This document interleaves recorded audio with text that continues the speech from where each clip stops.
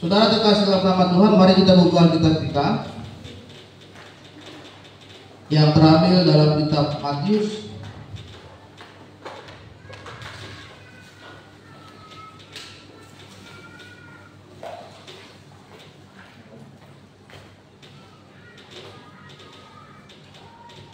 Kita buka di dalam kitab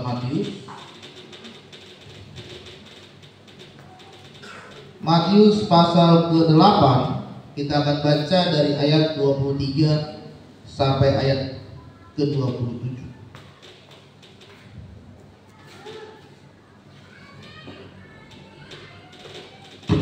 Matius pasal yang ke-8 ayat 23 sampai ayat ke-27 dengan judul perikop yaitu angin ribut di redam.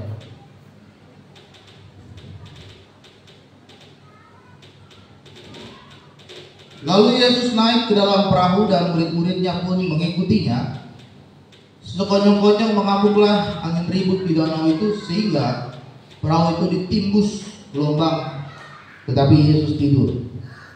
Maka datanglah murid-muridnya membangunkan dia, katanya, "Tuhan, tolonglah, kita binasa." Dia berkata kepada mereka, "Mengapa kamu takut, kamu yang kurang percaya?" Lalu bangunlah Yesus menghardik angin dan danau itu menjadi teduh kembali.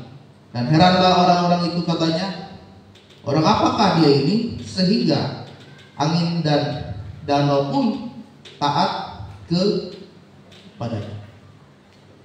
Tema firman Tuhan pagi hari ini saya berikan untuk kita semua yaitu tetap tenang dan percaya. Pada waktu itu Yesus sedang menyeberangi sebuah danau. Danau yang tertulis di dalam firman Tuhan itu adalah Danau Galilea. Danau Galilea ini, saudara, terkenal dengan anginnya yang sangat besar ketika mereka sedang berada di tengah-tengah danau. Apalagi kalau mereka menyeberang di malam hari, itu danaunya, anginnya itu sangat besar sekali, gelombangnya itu pun tinggi. Dan pada saat itu Yesus bersama dengan murid-muridnya, mereka menyeberangi danau ini. Mereka naik ke sebuah perahu. Dan mereka pergi untuk menyeberang. Dan di tengah-tengah danau tersebut, angin bertiup dengan sangat besar sekali, menghasilkan sebuah gelombang yang besar, ombak yang besar, sehingga membuat perahu ini akan tenggelam. Air yang ada di dalam danau itu masuk ke dalam perahu. Dan murid-murid Tuhan Yesus pada saat itu merasa ketakutan. Karena apa? Mereka akan tenggelam. Mereka berada di tengah-tengah danau yang sangat dalam. Dan kalau perahu itu dipenuhi dengan air dan perahu itu dibalikkan oleh gelombang yang besar, mereka akan tenggelam. Ya. Ada ketakutan yang dialami oleh murid-murid Tuhan Yesus. Ada kecemasan yang dialami oleh murid-murid Tuhan Yesus, sehingga mereka merasakan bahwa mereka akan binasa. Tapi yang mereka tidak tahu adalah mereka tidak memiliki ketenangan diri. Apa sih yang dimaksud dengan tenang? Tenang adalah bagaimana keadaan kita tidak gelisah, tidak rusuh, tidak kacau, dan kita berada dalam kondisi yang aman dan tentram.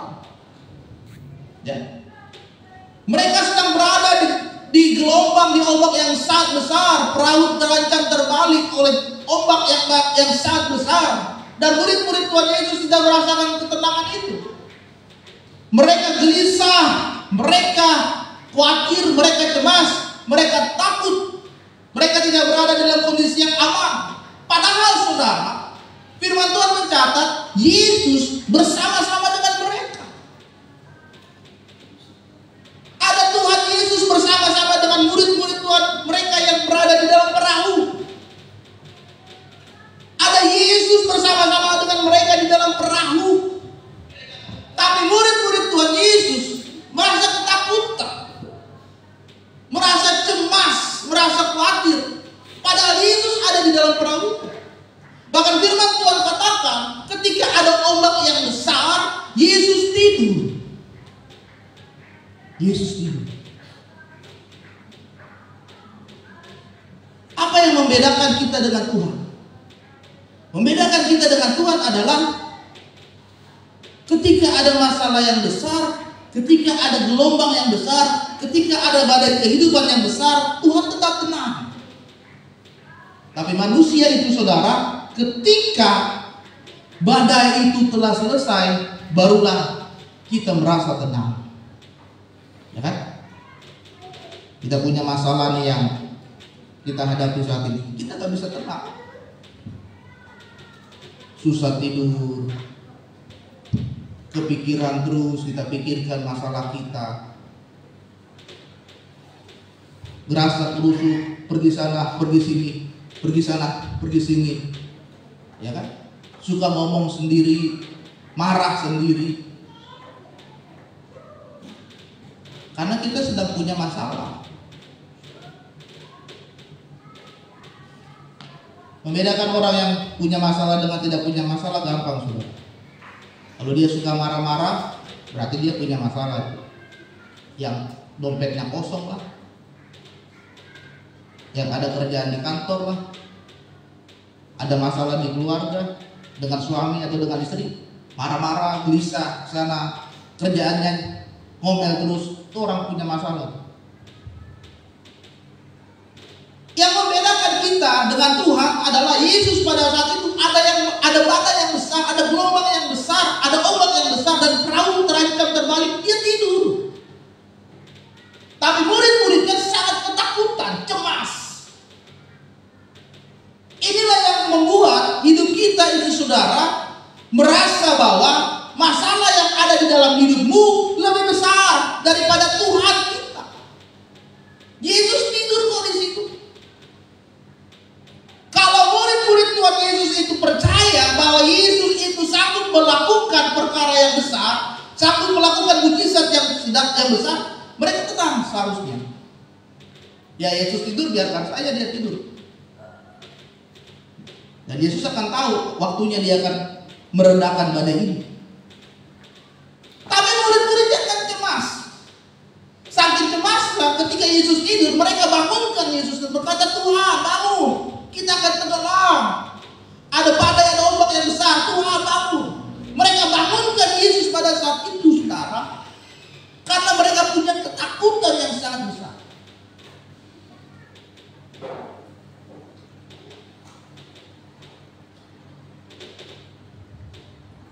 Apa yang membuat kita saat ini merasa tidak senang, merasa tidak tenang dalam hidup saudara? Masalah? Sakitkah? Rumah tanggamu yang sedang tidak harmoniskah? Keluargamu yang sedang berantakan-kah? Ada perselisihan dengan mertua, dengan orang tua, dengan atasan, dengan bos, atau siapapun? Apa yang membuat saudara saat ini sedang tidak tenang? Yang pertama, karena kita sedang mengalami satu kondisi ketakutan menghadapi masalah ini. Kita punya utang, kita selalu berpikir, aduh bagaimana caranya bayar utang. Terlilit utang. Ya.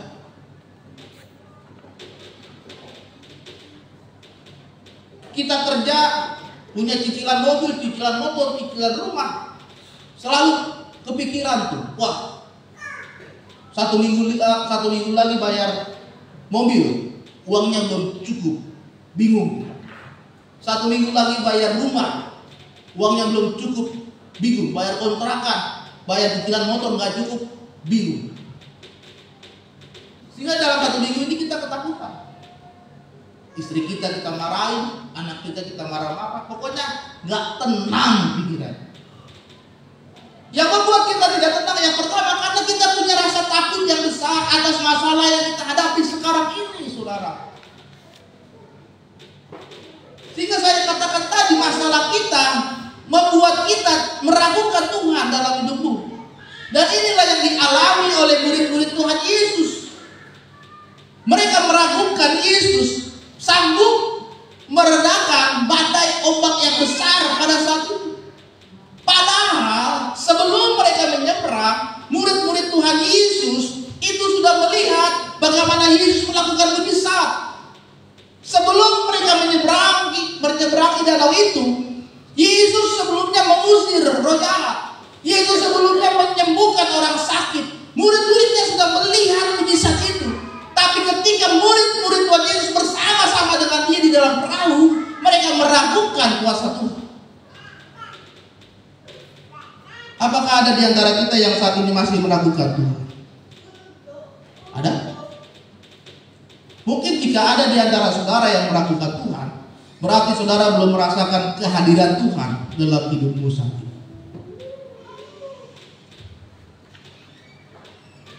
Mari kenali Tuhan lebih dalam lagi. Mari kita dekatkan lagi diri kita kepada Tuhan. Kalau kita masih ragu sama Tuhan, kenapa kita tidak bisa tenang? Yang kedua, karena kita iri kepada orang lain. Lihat, mereka baru beli rumah. Lihat, mereka diangkat jadi P3K, jadi PNS. Lihat, mereka punya mobil.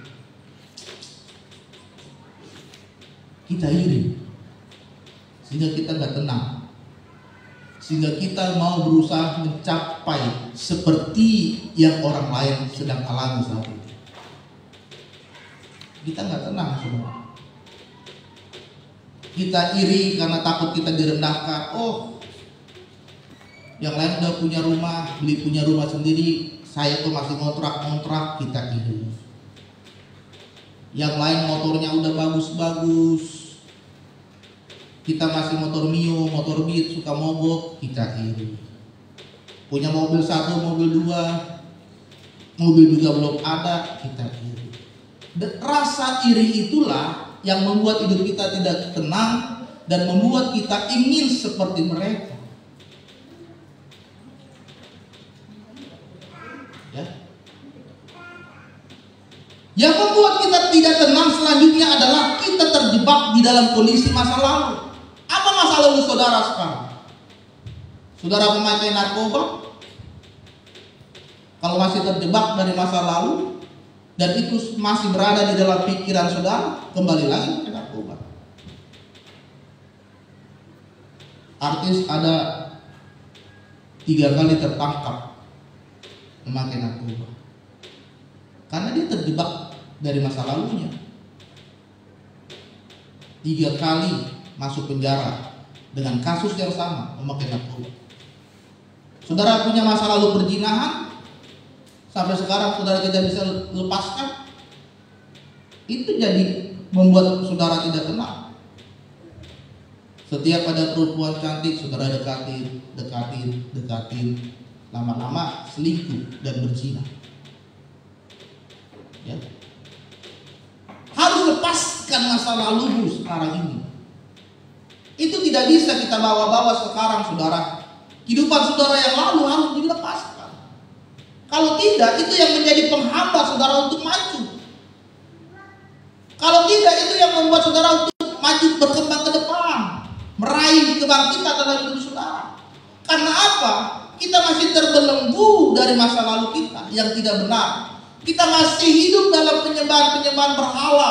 Kita masih berada di dalam kenajisan dan keinginan daging. Kita masih berada di dalam hidup penuh dengan dosa. Itu harus dilepaskan.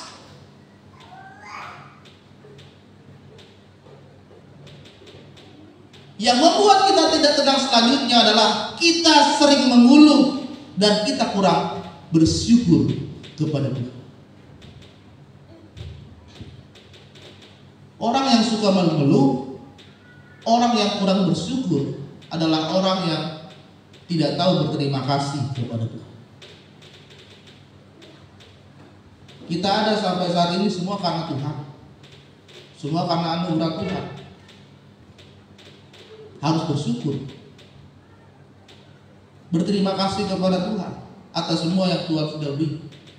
Saudara bisa hidup, saudara bisa sehat, saudara bisa bekerja, saudara masih bisa berkumpul dengan keluarga, saudara masih bisa melayani, masih bisa beribadat di tempat ini. Harus bersyukur.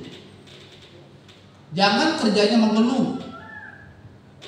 Mana sih gereja Kedoya ini nggak selesai bangunan, LCD rusak bunyi-bunyi, mengeluh terus, ya.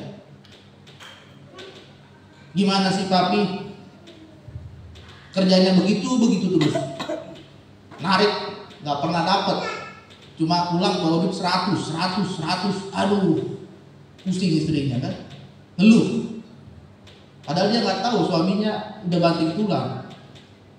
Ya kan, pagi sampai malam memang dapatnya segitu, tapi istri mengeluh.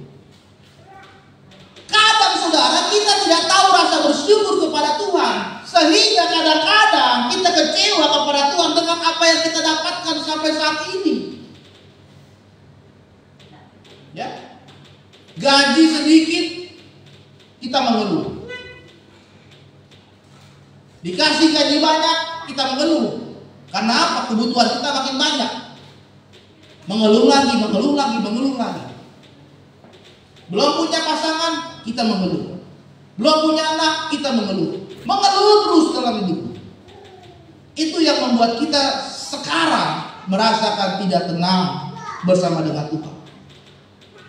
Kadang kita tidak tenang karena kita suka memusikkan pendapat orang lain.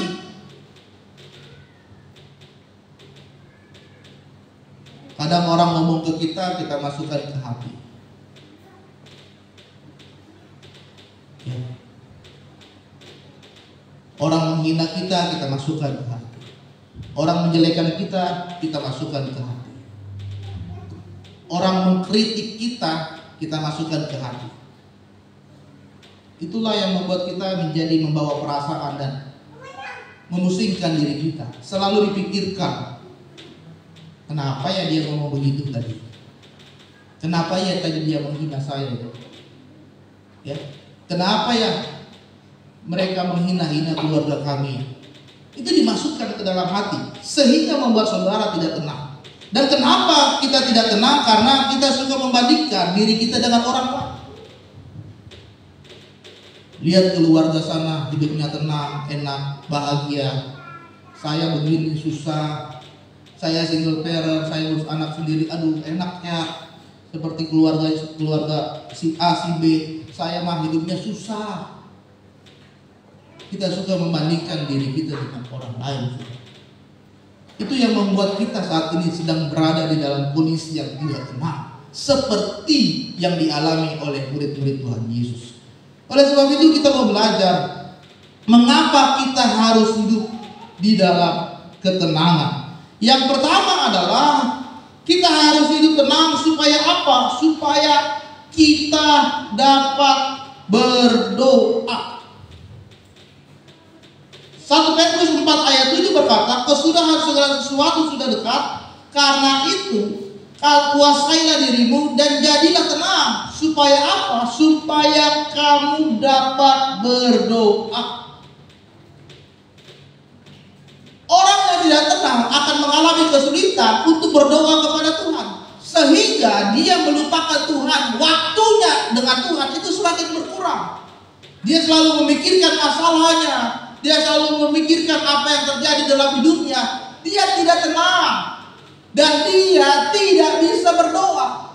Tapi Petrus berkata, kita harus kuasai diri kita, kita harus tenang, setelah itu kita berdoa. Ya. Jadi berdoa itu bukan hanya sebuah rutinitas, saudara, tapi doa itu adalah bagaimana kita minta pertolongan dari Tuhan di dalam kondisi yang saat ini sedang kita alami. Kita minta kekuatan dari Tuhan. Karena kita sedang berada di kelemahan-kelemahan hidupmu, kita butuh kekuatan yang Tuhan berikan dalam hidup saudara. Karena apa? Saudara tidak bisa melewati itu sendiri tanpa kekuatan dan pertolongan dari Tuhan. Jangan merasa sombong, jangan merasa tinggi hati dengan keadaanmu sekarang. Tanpa Tuhan, saudara tidak ada apa-apanya. Tanpa Tuhan kita tidak ada apa-apanya, saudara. Semua ini dari Tuhan.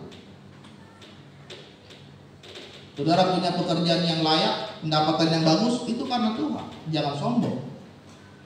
Saudara masih punya rumah, masih punya mobil, semua karena Tuhan. Jangan sombong.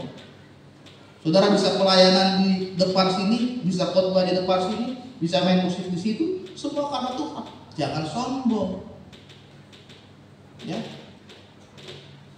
Karena kita sudah merasa hebat, udah nggak perlu lagi berdoa untuk apa? Saya udah bisa kok. Itu tandanya saudara sedang mencoba itu.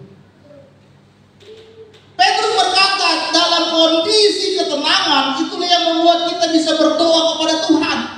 Kita menguasai dulu diri kita, kita tenangkan dulu diri kita, dan kita berdoa.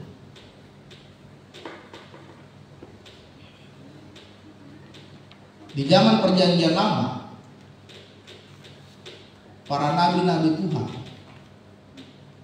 ketika mereka sedang pergi ke satu tempat dan mereka merasakan kehadiran Tuhan di sana, mereka membangun sebuah mezbah Tuhan. Mezbah Tuhan itu dibangun dari batu, saudara. Mereka bangun batu, mereka kumpulkan batu, mereka buat jadi meja persembahan dari 12 suku bangsa Israel. Mereka bentuk dan mereka bangun mezbah di sana dan mereka berdoa, memberikan korban bakaran kepada Tuhan. Zaman dulu seperti itu. Sekarang kita enggak harus seperti itu. Dimanapun saudara bisa berdoa. Di rumah, di gereja, di sekolah, di kantor, di jalan pun saudara bisa berdoa. Tanpa harus bangun mezbah. Zaman dulu orang berdoa bangun mezbah. Bangun mezbah Tuhan. Dan harus bawa korban bakaran. Dan itu dilakukan oleh para nabi-nabi Tuhan. Mereka berada di tempat ini, ketemu Tuhan, bangun mezbah, bangun mezbah, bangun mezbah, bangun mezbah. Tuhan hadir, Tuhan berkenan dalam hidup mereka. Mari bangun mezbah Tuhan dalam hidup saudara. Kuatkan lagi doamu. Jangan lemahkan doa. Perbanyak berdoa kepada Tuhan. Doa itu berguna. Doa itu kekuatan. Doa itu janji Tuhan dalam hidup saudara. Amin. Yang kedua, mengapa kita harus tenang? Supaya apa? Supaya kita mendapatkan kekuatan dari Tuhan. Yesaya 30 ayat 15 berkata, sebab demikianlah firman Tuhan Allah yang Maha Kudus, dengan bertobat dan tinggal diam kamu akan diselamatkan. Dalam tinggal tenang dan percaya terletak kekuatanmu. Yesaya berkata, dengan bertobat tinggal di dalam Tuhan akan diselamatkan. Itulah yang menjadi kekuatan di dalam hidup kita. Bertobat. Siapa di sini yang belum bertobat? Kalau saya suruh angkat tangan kan nggak ada yang mau ngaku. Yesaya berkata, dengan bertobat tinggal dalam Tuhan. Bertobat itu artinya melepaskan.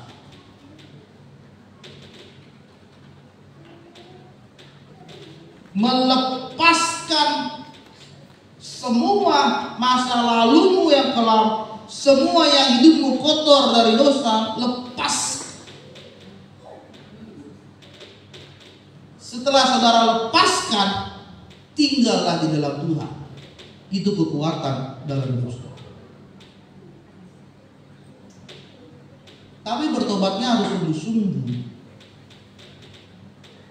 Jangan bertobatnya hari Minggu, Senin sampai Sabtu kumat. Hari Minggu seperti malaikat, Senin sampai Sabtu judi online jalan terus. Judi online jalan terus. Ya. Hari Minggu pelayanan di gereja. Senin sampai Sabtu bahasa-bahasa kotor, bahasa-bahasa kasar jalan terus. Yang nipu orang, yang bohong orang, jalan terus. Bukan begitu. Kalau saudara sudah memutuskan hidupmu mau bertobat, benar-benar tinggalkan segala dosa. Jangan kembali lagi. Jangan ingat-ingat kembali dosa itu. Meskipun di masa yang lalu saudara melakukan dosa itu dan saudara mendapatkan keuntungan, Tapi ketika bertobat saudara mendapatkan kerugian, lepaskan dosa itu. Wah, saya menang judi online nih dapat 10 juta. Wah, puji Tuhan lagi menang judi online. Setelah bertobat, aduh Tuhan, kok waktu dulu duit saya banyak, bisa berjuta-juta. Sekarang Tuhan, aduh udah gak main judi online Tuhan, aduh gimana nih? Ya, gak ada duit, makan juga susah. Dulu mah tinggal masang 10.000 dapat 100.000, masang 100.000 dapat 1 juta. Sekarang aduh, ya udah kembali lagi, main lagi. Yesaya berkata, bertobat dan tinggal di dalam Tuhan. Ketika kita tinggal di dalam Tuhan, apa yang menjadi kelemahan-kelemahanmu, Tuhan akan berikan kekuatan. Karena apa? Karena Yesuslah yang menjadi sumber kekuatan dalam hidup kita. Dialah penolong yang agung. Dialah Raja yang mulia, yang sanggup menguatkan hidup saudara saat ini di tengah-tengah kelemahan yang kita alami. Apa yang menjadi kelemahan saudara sekarang? Minta Tuhan menguatkan hidup saudara. Saudara takut akan hidup saudara? Saudara takut akan anak saudara? Saudara takut akan pekerjaan saudara? Saudara takut akan pendidikan atau bisnis saudara? Minta kekuatan dari Tuhan. Amin. Yang terakhir, yang ketiga adalah tetap percaya kepada Yesus.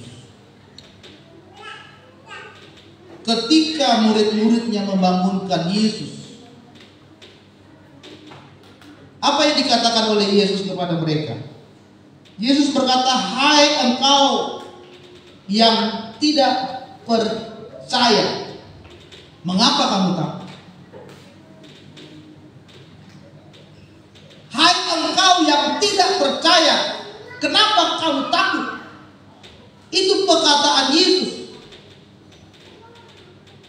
Ketika Yesus berkata seperti itu, dia menghardik, dia mengusir angin itu, sudah badainya berhenti. Gampang kan? Dalam hitungan detik saja berhenti badai itu. Tapi karena murid-murid Tuhan Yesus tidak percaya kepada dia, karena mereka melihat Yesus sedang tidur, mereka bangunkan Yesus, dan Yesus berkata, "Hai engkau yang kurang percaya, kenapa takut? Saya kan bersama-sama dengan kamu, saya kan ada bersama dengan kamu, kenapa engkau takut?" Yang ketiga, kita harus percaya kepada Tuhan.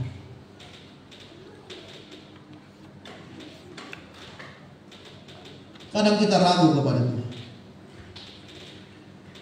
Kita sudah berdoa, kita sudah memohon, belum juga didengar oleh Tuhan. Mungkin saat ini kita kecewa sama Tuhan. Mungkin saat ini kita tawar hati sama Tuhan. Tapi saudara, hari ini kembalilah percaya, berharap kepada Dia. Jangan berharap kepada manusia. Terkutuk saudara berharap kepada manusia. Manusia itu terbatas. Manusia itu tidak bisa melakukan lebih besar daripada yang Tuhan bisa lakukan dalam hidupmu saat ini. Pertolongan manusia itu terbatas, tapi pertolongan Tuhan itu luar biasa, unlimited power, unlimited love, unlimited bliss. Kekuatan tidak terbatas, kasih yang tidak terbatas, berkat yang tidak terbatas.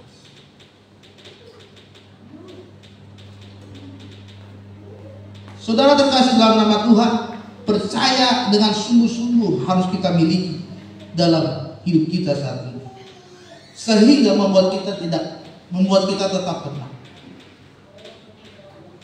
Tenang itu bukan berarti diam.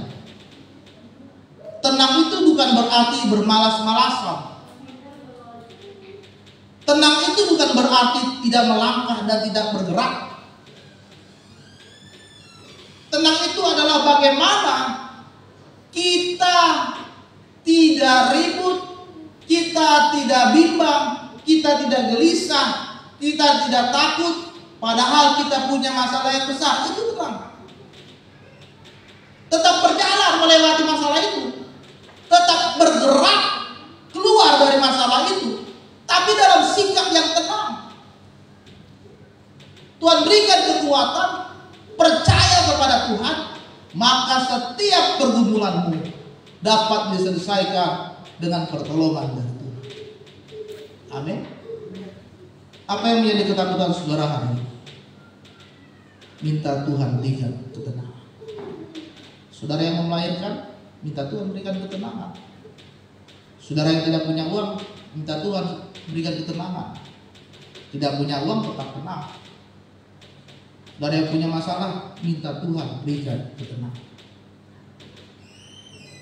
Hari ini saudara, kita mau semakin belajar. Pada kehidupan boleh datang, masalah boleh banyak, tapi kita punya Tuhan yang sanggup menolong hidup kita. Amin. Sebesar apapun masalah saudara itu kecil pun di hadapan Tuhan. Tuhan itu lebih besar dari masalahmu. Ya. Buktinya murid-murid Tuhan Yesus sudah menganggap masalah badai ombak yang ada pada saat itu masalah besar. Tapi bagi Yesus itu kecil. Ketika Yesus bangun, Yesus usir, selesai.